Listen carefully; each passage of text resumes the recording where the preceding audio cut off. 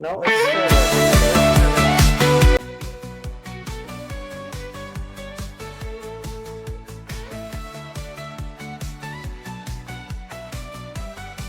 of it. When that app gives you the little confirmation, recording has stopped. Can you actually believe it?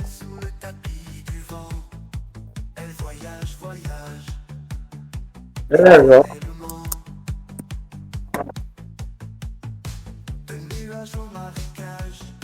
We're gonna dig into this whole mystery, and it all starts with one single late-night conversation. No, the link's still.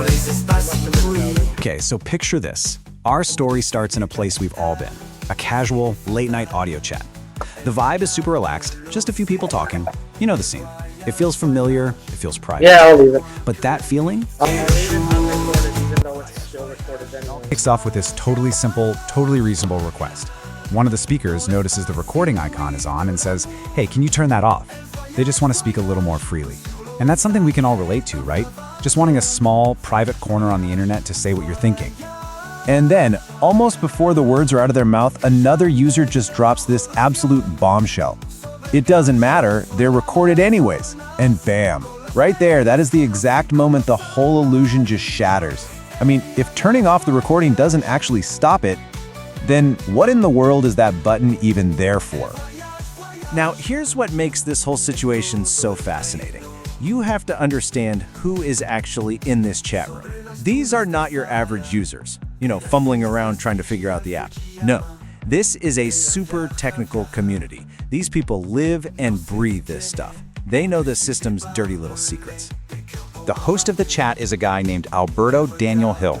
He's a cybersecurity expert, and get this, he was once wrongfully imprisoned because of system surveillance. So this guy, more than almost anyone, understands what's at stake. And his whole community, it's full of people just like him, experts who are hyper-aware of every platform flaw and are always pushing the system's limits. This quote right here, it just nails the group's mindset perfectly.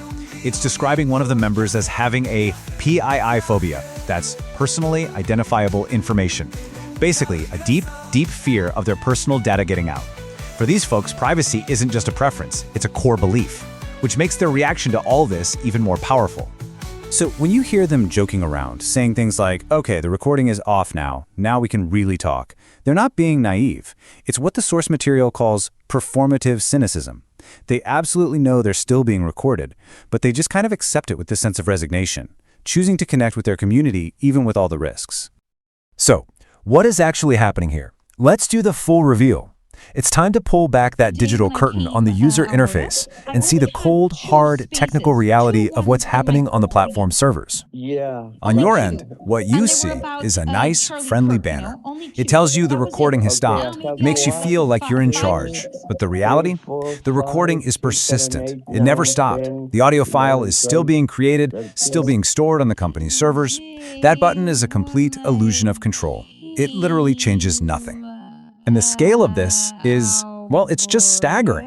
To prove his point, one of the tech-savvy guys in the chat claimed he could get his hands on the recordings of 233,000 different chat spaces. Just pull them right from the platform's servers.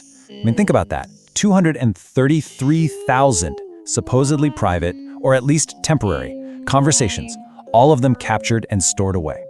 And this brings us to this key idea: the privacy placebo. It is a user interface fiction. Its real purpose isn't technical at all. It's psychological. It's designed to make you feel safe and secure so that you'll keep talking freely, all while the data keeps flowing completely uninterrupted in the background.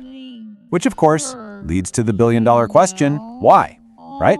Why go to all this trouble to build a fake button and secretly record everything?